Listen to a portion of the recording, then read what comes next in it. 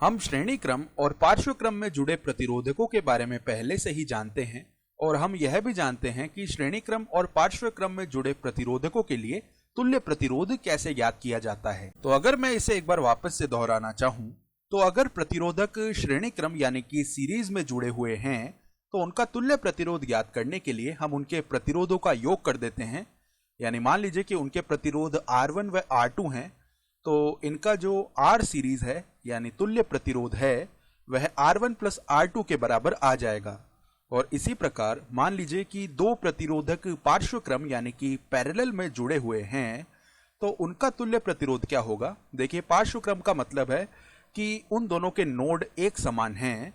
तो यहां पर देखिए, जो Rp है यानी पार्श्व क्रम में जुड़े प्रतिरोधकों का तुल्य प्रतिरोध है वह होगा R1 गुणा R2 बटा R1 प्लस R2। अब आपको यह भी बता दूं कि अगर हमारे पास 3 या उससे अधिक प्रतिरोधक पार्श्व क्रम में जुड़े हुए हैं तो उनके तुल्य प्रतिरोध के लिए जो सूत्र है वह होता है 1 बटा Rp बराबर 1 बटा R1 प्लस 1 बटा R2 प्लस 1 बटा R3, और यह इसी प्रकार आगे चलते जाता है। ये दोनों ही सूत्र पार्श्व क्रम में जुड़े हुए प्रतिरोधकों के लिए होते हैं और यह सूत्र उस स्थिति में ज्यादा बढ़िया है जब हमारे पास केवल दो ही प्रतिरोधक पार्श्व क्रम में जुड़े हुए हों। अब इस वीडियो में हम यह प्रश्न करने वाले हैं, अगर हमारे पास इस तरह का एक प्रतिरोधकों का परिपथ है जिसमें काफी सारे प्रतिरोधक लगे हुए हैं और इस प्रतिरोधकों के नेटवर्क में इस प्रकार से यह वोल्टता स्रोत है और यहाँ पर ये दोनों प्लग बिंदु हैं, तो हमें यह बताना है कि यहाँ पर यह जो प्रवाहित धारा है यह कितनी होगी। अब जरा सोचिए कि हम इसके बारे में पता कैसे लगाएंगे। तो मैं चाहूंगा कि आप यहाँ पर 1 मिनट का समय लें और इस पूरे परिपथ को बड़ी तसल्ली से और बड़े आराम से देखें। तो आराम से आप 1 मिनट तक इसे देखिए और यहाँ पर विभिन्न प्रतिरोधक पैटर्न पहचानने की कोशिश कीजिए। तो हम यहाँ पर श्रेणी क्रम और पार्श्व क्रम पैटर्न पहचानने वाले हैं। तो पहले देखिए, ये दोनों प्रतिरोधक लगते हैं कि श्रेणी क्रम में है, लेकिन असल में ऐसा नहीं है और देखने से यह भी लग रहा है कि ये दोनों प्रतिरोधक पार्श्व क्रम में हैं।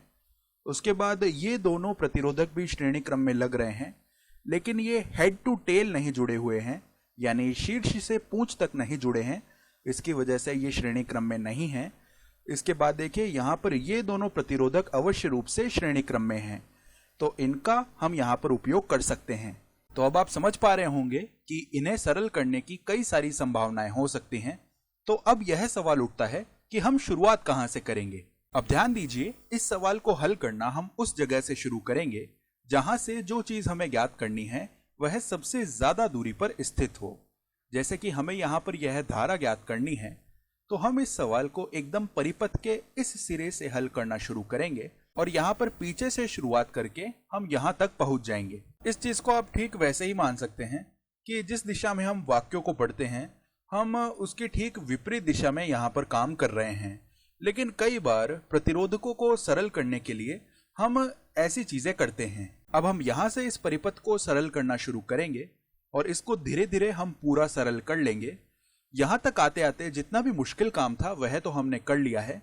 अब बस हमें इन दोनों सूत्रों का यहाँ पर सीधा साधा उपयोग करना है। हमने सबसे पहले यह देखा कि हमें ज्ञात क्या करना है, उसके बाद हमने यह जाना कि हम शुरुआत कहाँ से करेंगे।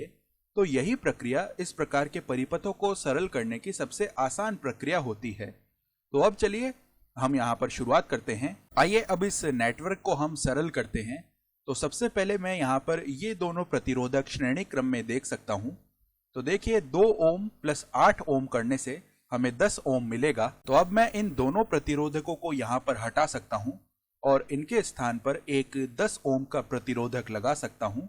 तो यह तो हमारा पहला चरण हो गया है। अब इसके बाद हम देख सकते हैं कि ये दोनों प्रतिरोधक पार्श्व क्रम में जुड़े हुए हैं, तो इनका तुल्य प्रतिरोध ज्ञात करने के लिए यहाँ पर जो तुल्य प्रतिरोध का सूत्र है पार्श्व क्रम वाले प्रतिरोधकों के लिए, हम उसके इस रूप का उपयोग करेंगे। तो देखिए, हमें मिलेगा 10 गुणा 10 बटा 10 प्लस 10। तो 10 गुणा 10 यानी कि 100 और 10 प्लस 10 यानी कि 20। तो 100 बटा 20 यानी कि यह 5 ओम हमें मिल जाएगा। अब क्योंकि हमें इन दोनों प्रतिरोधकों का तुल्य प्रतिरोध मिल गया है जो कि 5 ओम है, तो हम इन दोनों को हटाकर इनके स्थान पर एक 5 ओम का प्रतिरोधक लगा सकते हैं। तो मैं उम्मीद करता हूं कि आप समझ पा रहे होंगे कि हम इसे किस तरह से सरल कर रहे हैं। हम चरणबद्ध रूप से इस परिपथ को छोटा करते जा रहे हैं। अब इसके बाद हम देख सकते हैं कि ये दोनों प्रतिरोधक यहाँ पर श्रेणी क्रम में जुड़े हुए हैं, तो इनका तुल्य प्रतिरोध आ जाएगा 5 ओम प्लस 1 ओम यानी कि 6 ओम। तो इन दोनों प्रतिरोधकों को हटाकर हम यहाँ पर एक 6 ओम का प्रतिरोधक लगा सकते हैं। तो आप समझ पा रहे होंगे हम इस परिपथ को प्रत्येक चरण में छोटा करते जा रहे हैं और सरल करते जा रहे हैं। अब इसके बाद देखिए हम यहाँ पर देख सकते हैं कि ये तीनों प्रतिरोधक पार्श्व क्रम में जुड़े हुए हैं। तो इनका तुल्य प्रतिरोध ज्ञात करने के लिए हम यहाँ पर इस सूत्र का उपयोग करेंगे। तो ऐसा करने पर देखिए 1 पार्श्व क्रम में जुड़े हुए प्रतिरोधकों का तुल्य प्रतिरोध यानी कि Rp बराबर 1/12 है, ये वाला 12 ओम, 1/4 यहाँ पर 4 ओम है, प्लस 1/6 क्योंकि यहाँ पर 6 ओम है। तो अब देखिए यहाँ पर जो उभयनिष्ठ हर है वह 12 आ जाएगा, तो इसे हम यहाँ पर लिख लेंगे।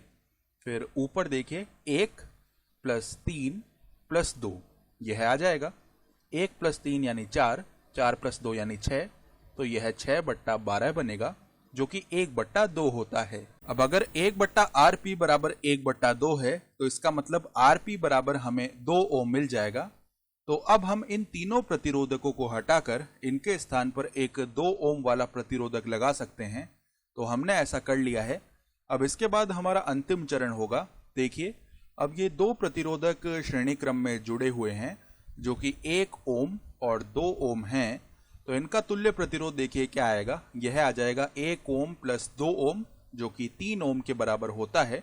तो अब हम इन दोनों प्रतिरोधकों को हटाकर इनके स्थान पर एक 3 ओम वाला प्रतिरोधक लगा सकते हैं।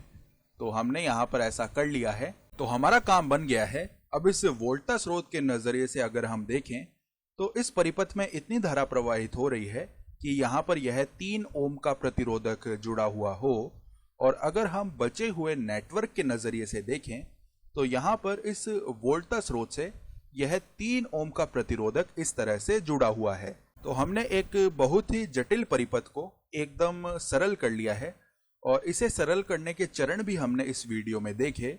पहले हमने यह पहचाना कि हमें ज्ञात क्या करना है, फिर उससे एकदम दूर जाकर हमने शुरुआत की और पीछे से इसे सरल करना शुरू किया, और ऐसे करते करते इस पूरे परिपथ को एकदम सरल कर लिया।